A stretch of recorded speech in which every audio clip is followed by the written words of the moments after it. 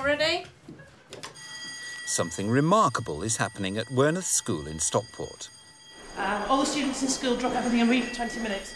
It's all about reading, and it's also about improving results. And while they're reading, we run around taking photos. My dad's a doctor, my mum's a dentist.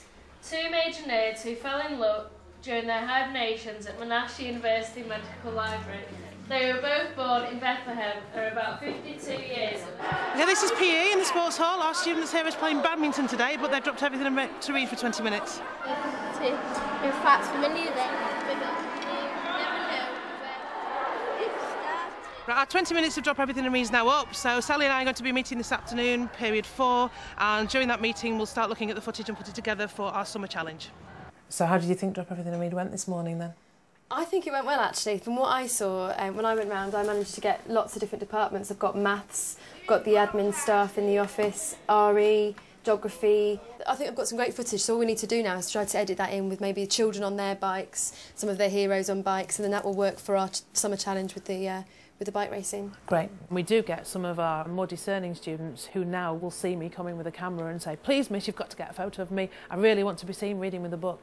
And that's totally changed. When we first came here, the attitude towards being taken, having a picture taken with a book was the opposite. People just didn't want to be seen with books. They thought it was geeky, it was something that wasn't the thing to be caught doing, and that's totally changed now. Drop Everything and Read is just one initiative which is aimed at changing attitudes like this.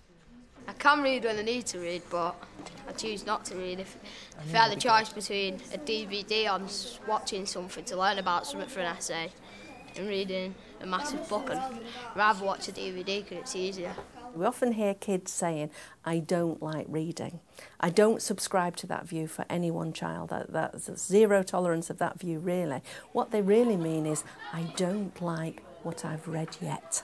So it's about finding that spark for each and every individual and personalising their own diet of reading and literacy to make sure that we set them all on fire. And I think to a large extent we've done it.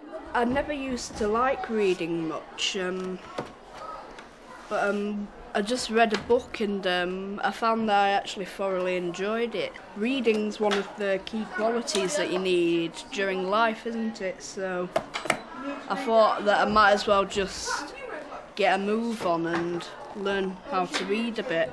Our results on the 5A Star to C measure have gone from 34% to 62%, so we've almost doubled in 3 years. But that's because actually learning and literacy through learning have been one of the major focuses for our development.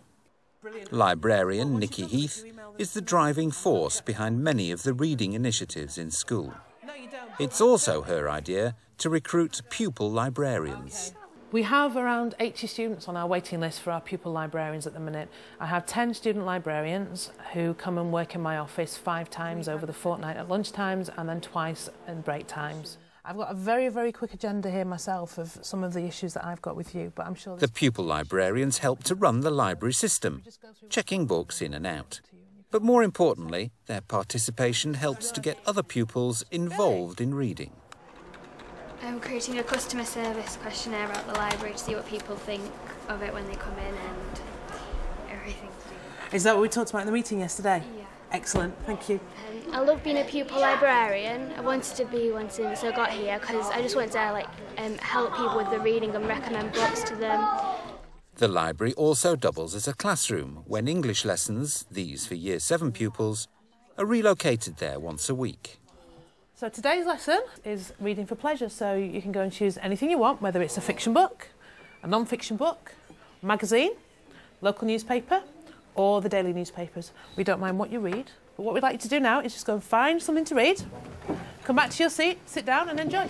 Would you wear them? No, they wouldn't. Would you rather if you were that time? No. We dedicate one of our English lessons to library skills, and part of it is reading to encourage them to read all the time.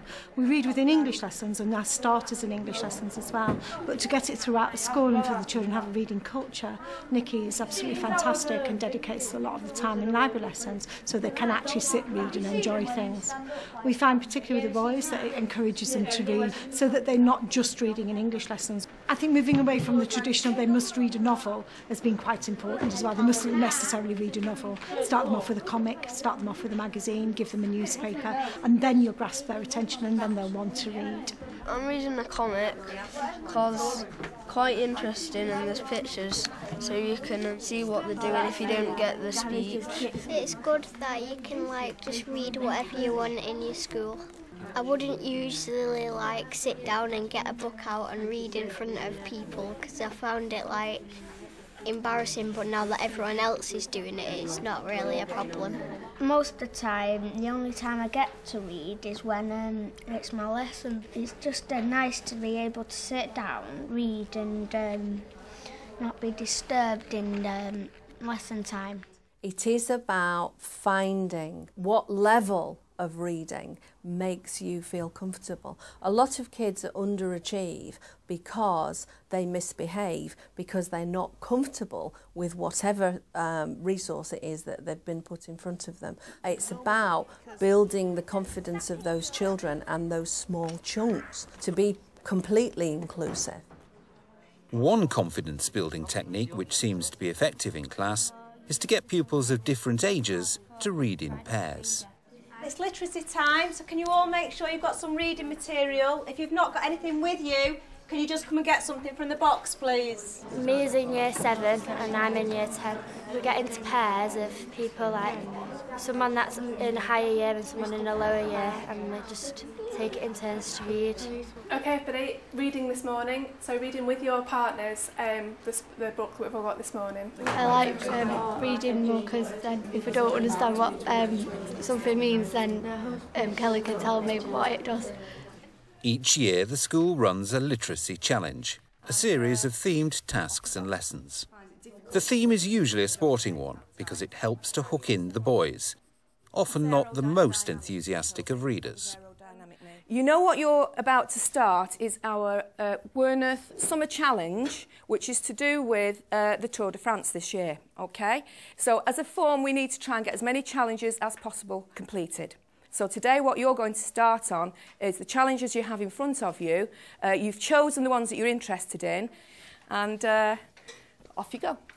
The 20 minutes at the beginning of the day can be a very dull period. With these kind of activities that have been thrown into the school now, it makes it a lot more interesting, and children maybe that you saw this morning who wouldn't read an awful lot would get a chance to access some kind of reading materials, even if it's just from the internet or if it's from atlases or any other kind of reading skill that they might need. Maybe you could talk about the fact that you live very close to Worneth Loei, and we're right on the edge of Derbyshire, and there's some fantastic cycling paths in this area, aren't there? It's a vertical form, so there's year 7 right the way through to year 11, and there's a mix of ability there.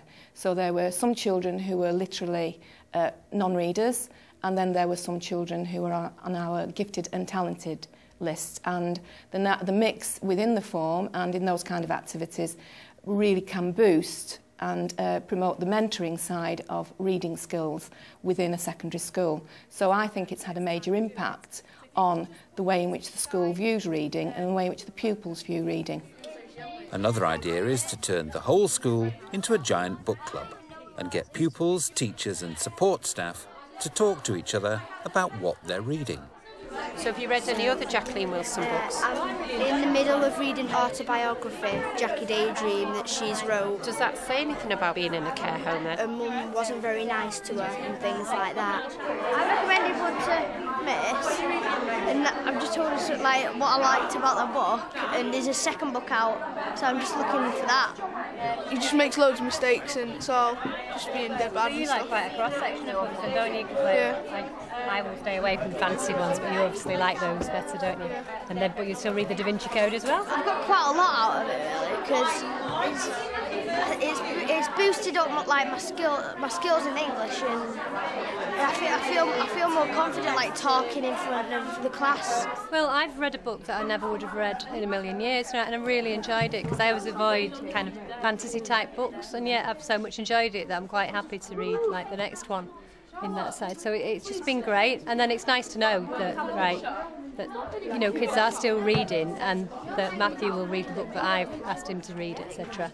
Over the years, I've always been quite shocked about how few kids read. You know, you often ask questions in lessons, you know, who's read this and who's read that, and they haven't. But I've noticed more so now that students are reading far more.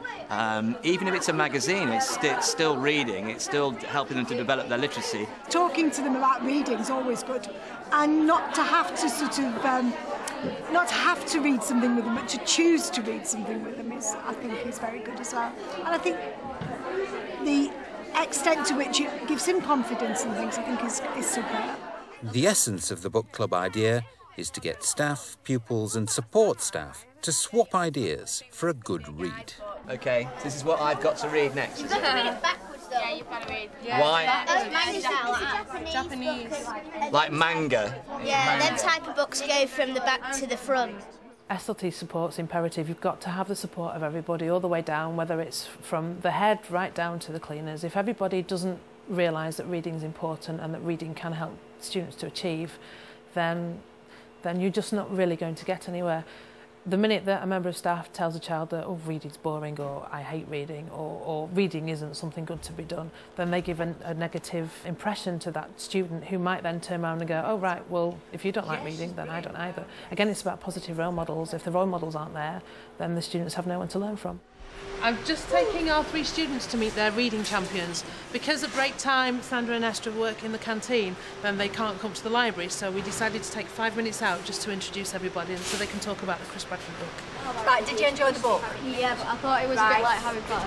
Oh, I didn't. I've not read any Harry Potter books, but I've read Shogun, which is a grown-up version. It was good. And this is very similar. Did you enjoy it? It was probably right near the start where he's just landing on about his parents. When he's on the ship and everything. Yeah, I like that.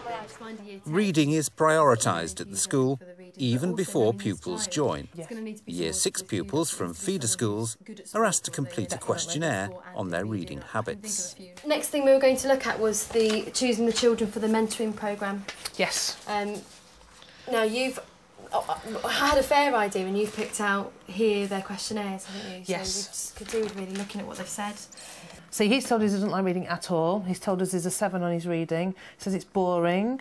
And he can't remember the last book he read. So I imagine he's not enjoying it because he's not succeeding at it. So we need to pair him with somebody who can choose the right books, who can take him on in small steps and encourage a love of reading. But we need somebody we need a good mentor for this one. We need a good someone who's really encouraging. We've done it in 3 years, so it's not something that has to be a 10-year plan. I would say you've probably seen through Drop Everything and Read. Our kids enjoy it. Even when they're on PE, they'll sit down and actually enjoy their reading, and they know well in advance that it's coming up. And whilst they don't all prepare, and they don't all bring a book, more and more and more as we roll the programme forward are actually bringing in interesting things that they actually want to read. Books and magazines away, please. Time to go. Can you pack away your resources, tuck your chairs under, and computer people, can you log off now, please? Have a good weekend.